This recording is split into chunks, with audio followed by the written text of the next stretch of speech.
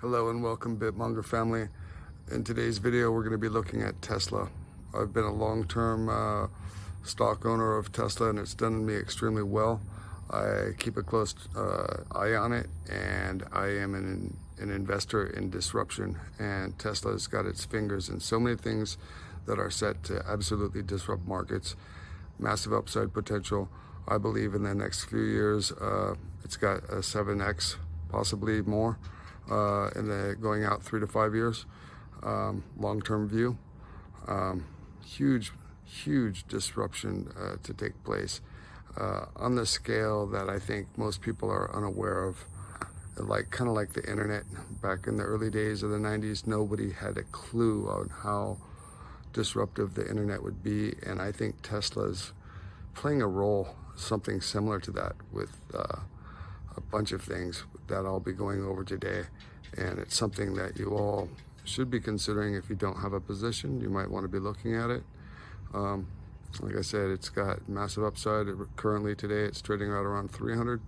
I can see it at a couple thousand, in a few years out, with all the things that it's doing. I hope you enjoyed today's video, and monger on. Okay, so why am I so bullish on Tesla?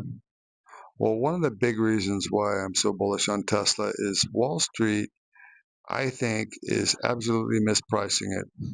Many of these people on Wall Street, the analysts, don't seem to get the bigger picture. They're still pricing Tesla purely as a car company, when in fact, Tesla is so much more. And right now, we're going to take a look at it. And the first thing that we'll be investigating with Tesla is the new launch of the robotaxi. And they also have a semi-trailer that they're developing with this same sort of technology. It's called fully self-driving, or FSD. And this is revolutionary. This is a massive disruptor.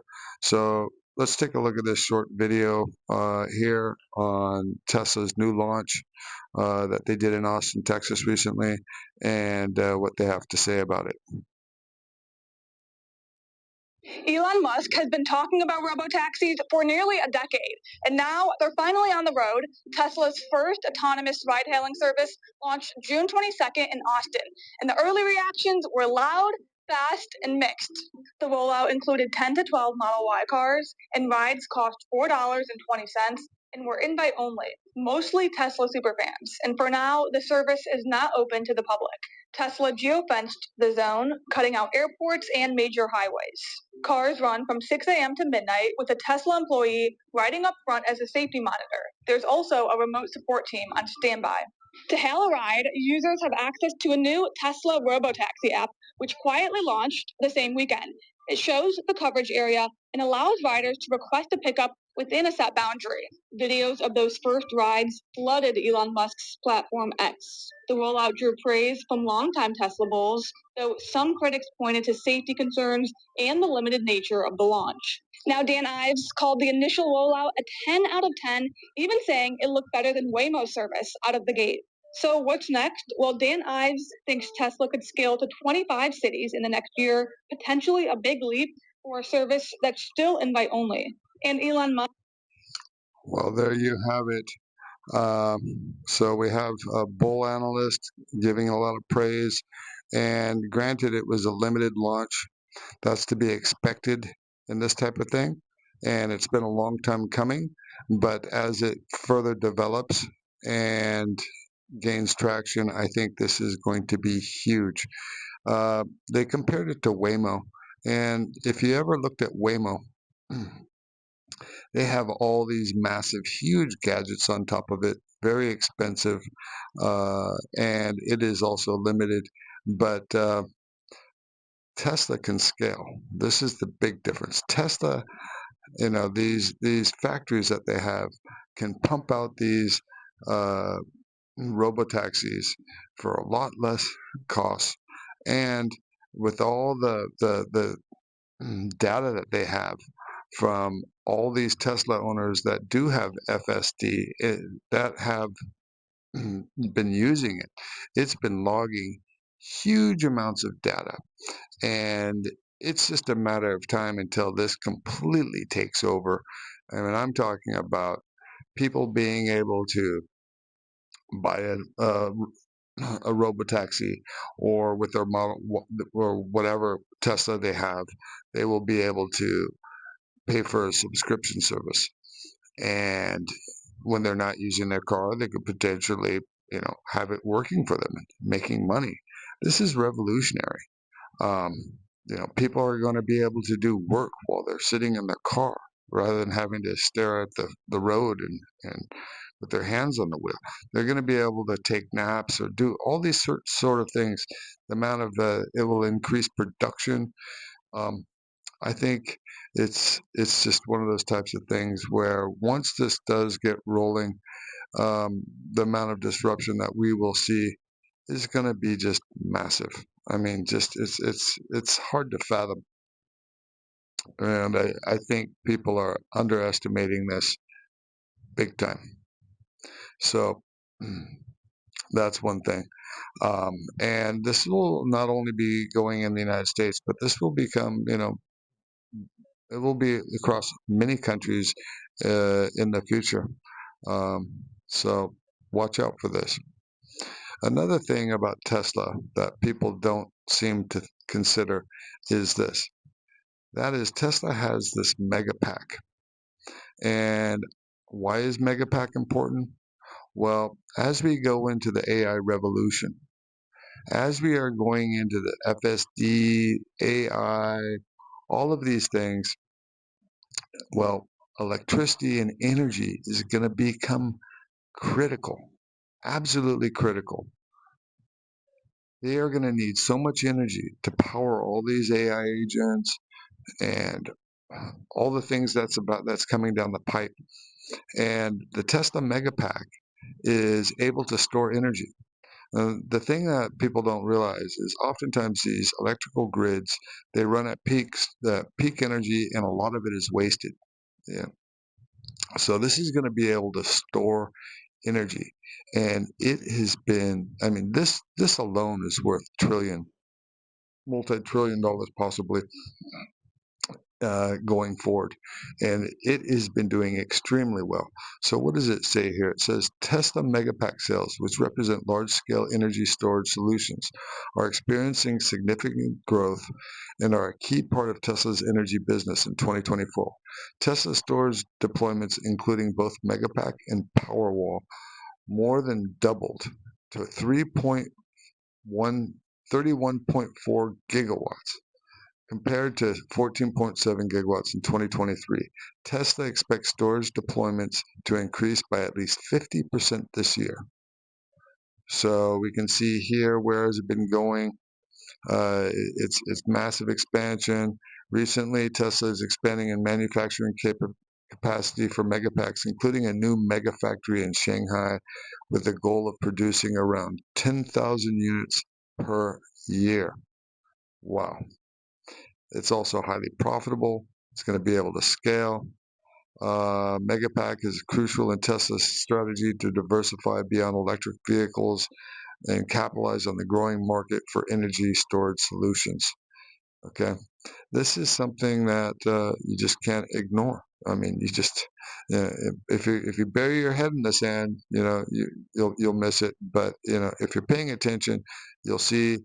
If you develop a thesis like I have on the disruption, this is something that's going to be very important. We see here too. What do we got here? Oh, Australia. Besides China, Australia recently signed a massive contract with Tesla and are using it. Tesla's Megapack is a utility-scale battery energy storage system, and it's playing a significant role in Australia's energy transition. Several projects, including the Melbourne Renewable Energy Hub and the Collie Battery Project, are utilizing Megapacks to enhance grid stability and integrate renewable energy sources. Boom. Okay, so here we have another large country jumping in and using it. And it is just going to continue to grow, people. Trust me on this one. I can see it. I believe it. Do your own research. You'll probably believe it too once you start looking into this. Another thing that you need to remember is Tesla's also involved in solar. So this has been going on for a long time. He's got a solar city. They've been manufacturing. He acquired it back in 2016 and has been developing it. And this also goes into this in terms of energy storage.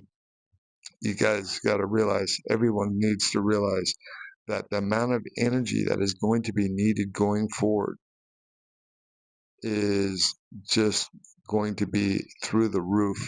So therefore, again, solar panels, energy storage, disruption, winner. Okay, winner. Let's look at another thing that he's doing. Check this out. Another thing that he is doing is his Optimus robot. Take a look at this video. Look at what he's doing with what Optimus is doing here.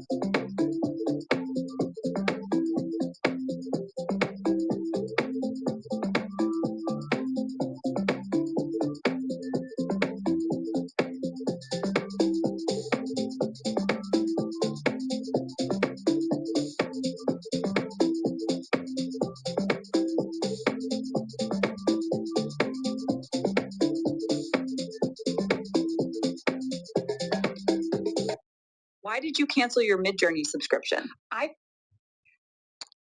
So Optimus is coming down the pipe. They're using these neural systems. It's being able to learn from videos, and it is growing quickly, guys. What's happening? What's going to happen between artificial intelligence and robotics is going to be the biggest disruptor in our lifetimes. And it's getting close, people. It's getting near. Let's listen to what Elon has to say about this as well.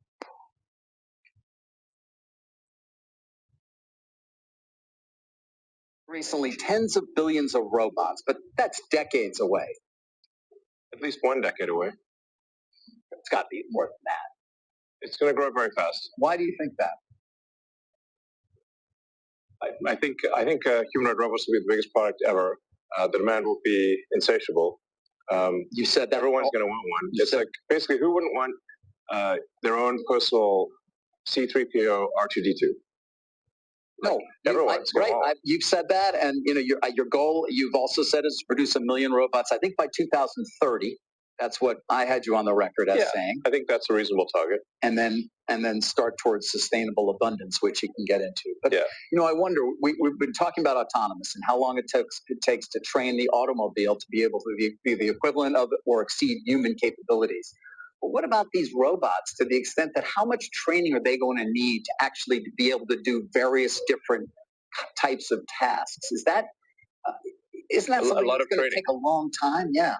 It's going to take a lot of compute resources, and it'll take time. I think there's certain threshold breakthroughs that we think we can achieve, where if Optimus can watch videos, YouTube videos or how-to videos or whatever, and based on that video, just like a human can, learn how to do that thing, then you really have task extensibility that is dramatic. Then it can learn anything very quickly. So I think we'll get there in the next. We're not there yet, though. We're not there yet. You're relying on a significant uptick in terms of learning and training. Yeah, no, that's why I'm calling it a very significant threshold. Would be the ability to learn from watching a video. So right. But at the point as opposed to watching a human, right? Which is or having a human sort of train it right now. task? I mean, right now we're training Optimus to do like primitive tasks where a human in a kind of a what's called a mocap suit is and sort of cameras on the head is moving in the way that the robot would move to say pick up an object or open a door or the basic tasks, throw a ball, dance, and we need to I think that's needed to sort of bootstrap the intelligence so you can have the basic functions. Then where I think it gets very interesting and very much like humans is that you want the robot to self-play. So you say, how does a child learn? Well, a child has toys. A child plays with the toys, plays with the blocks. At some point figures out how to put the triangle in the triangle hole and the circle in the circle hole by doing it over and over again. And this is the self-play. Once you have a lot of robots, you can do this self-play, which is that you just put the robot in a room with toys and have the robot literally have the robot play with toys. And it will learn. Yeah. And you have to have a reward function. Say like, okay, the goal of the robot is to put, that classic child's toy. You put the circle in the circle hole, the square in the square hole, triangle in triangle hole, and keep doing it until it works. And the reward function is succeeding. And there are no advances needed to accomplish that now. I mean, no advances in AI or just compute and things of that nature that can happen. There are some advances needed, but I don't think these are insurmountable. I think we can solve these things in the next few years. There you have it. This is something that's happening quickly. The amount of progress that technology is moving at is absolutely mind-boggling. So, looking 3-5 years out, like he was saying in the video, 2030 expected to have like 1 million robots. These things are going to be doing things that we had no idea that they could do. It's like a science fiction novel almost. I mean, if you think about like Dick Tracy, or things that we saw on the Jetsons as a kids, well, those things are reality today. Now, I don't know how many of you guys watched Blade Runner. That's probably my favorite movie. I think in the future, things are going to be similar to that in terms of robotics and tasks, and we're seeing it already, unfortunately, in warfare, and how everything is being disrupted. And this is just the tip, and Tesla's like the tip of that spear in many ways. Let's take another look at something that they are doing that is just mind-boggling. Here we go. This is Neuralink. Elon Musk brain chip implant lets paralyzed patient turn on his TV and play video games, all through brain signals. This is just mind-boggling. They planting a chip in someone's brain, and now this paralyzed patient can do tasks.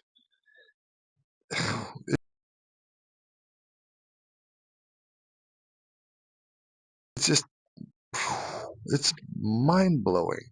Absolutely mind-blowing. Let's take a look at what he says here on this one.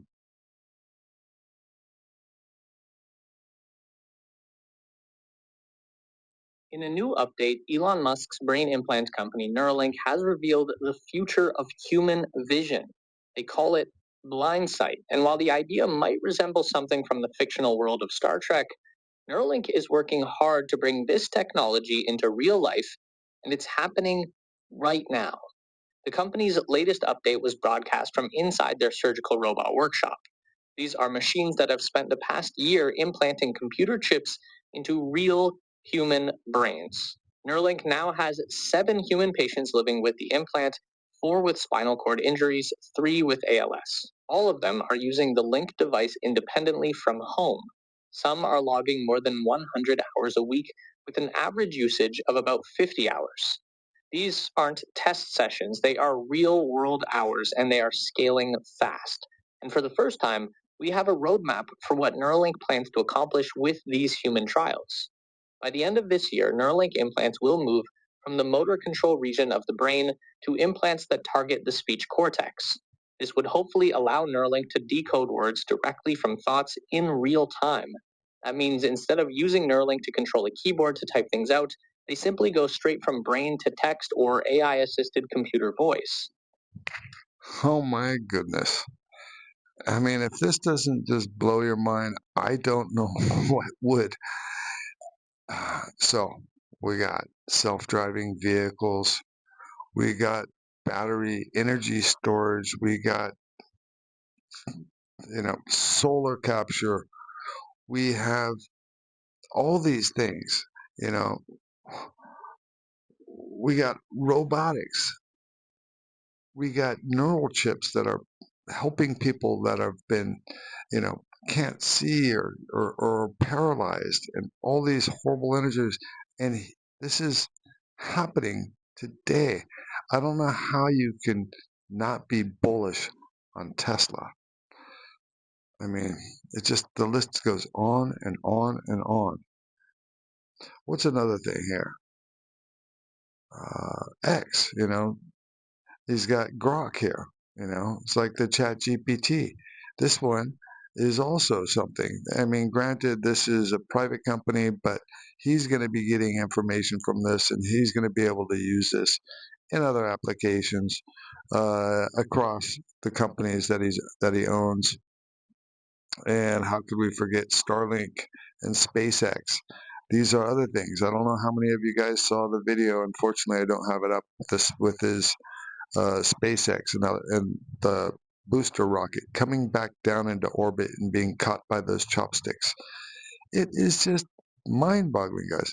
Now, thinking about all these things, thinking about how the world is changing, thinking about how all these markets are going to be disrupted, and looking at Tesla's, what they're doing, I don't know how you could not be bullish on this. I'm happily invested. I've made a lot of money already on Tesla, and I think it's going to make me another multi-million dollars in the future. And if you're an investor or not, whether you hate Elon Musk or not, you need to throw that aside and just look at these types of things and how you can position yourself for the future. Because I honestly believe at some stage, robotics and AI is going to disrupt the labor markets, white collar jobs. The amount of disruption is going to be huge. There'll probably be some sort of universal income. I wouldn't say universal. It'll probably be countrywide, where he's going to distribute money due to the disruption. Hard times are going to fall before that, though. But you want to be one of the people that owns these companies, that owns the technology, owns the Bitcoin. These types of things are going to save you, and it's going to put you ahead of everybody else. It's going to be able to give you the cushy lifestyle rather than being dependent upon a small meager check that the government might give you someday in the future. All right, folks, I hope you enjoyed today's video. Hope it causes you to look at a Tesla, and I hope you get the good life like I'm living here on my beach house. And monger on.